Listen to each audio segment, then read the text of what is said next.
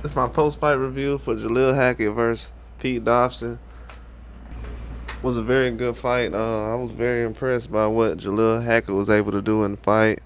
He used his jab throughout the fight consistently. Gave Pete Dobson a lot of problems. I felt like early on he had a chance to actually get him out of there with the left hook.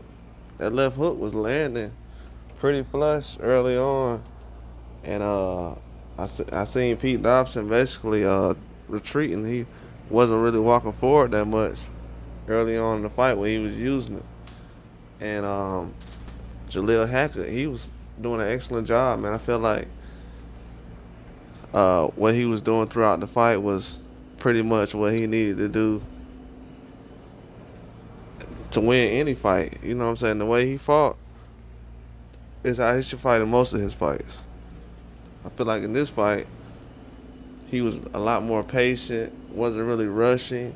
He could have, any other young guy would have tried to go for the knockout early because he seen Pete Dobson hurt. But Pete Dobson, he's a very experienced fighter. He can bounce back pretty quickly. He's not going to hang in the pocket and leave himself open majority of the fight. And I was very impressed by that. A lot of things he could have did differently facing a young guy like that, but overall, he just didn't have the speed and power. What he did early on in the fight, he didn't take enough risks.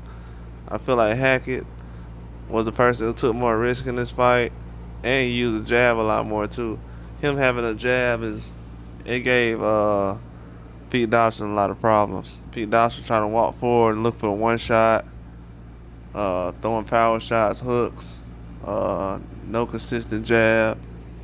That kind of came back to bite him, you know. It really wasn't helping him out throughout the fight to just walk forward and try to walk down Jalil Hackett with a high guard.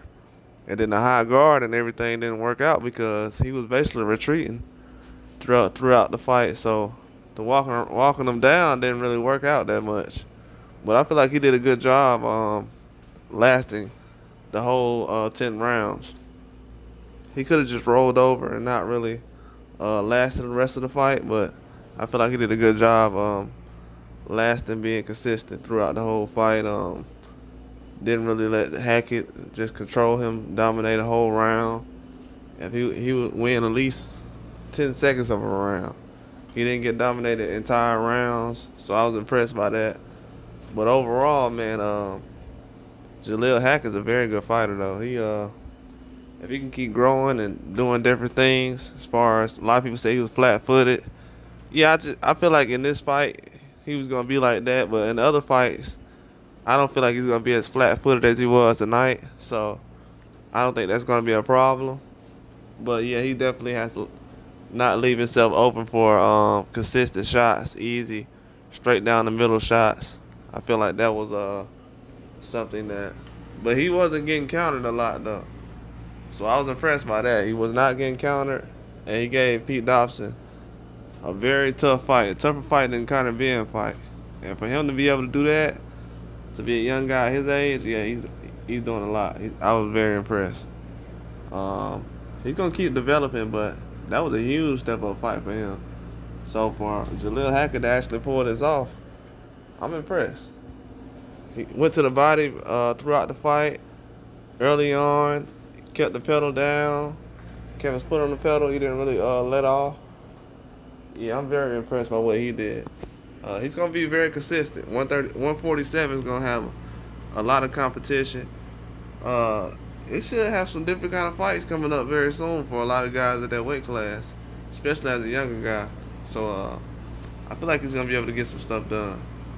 But that's all I got, man. Like and subscribe.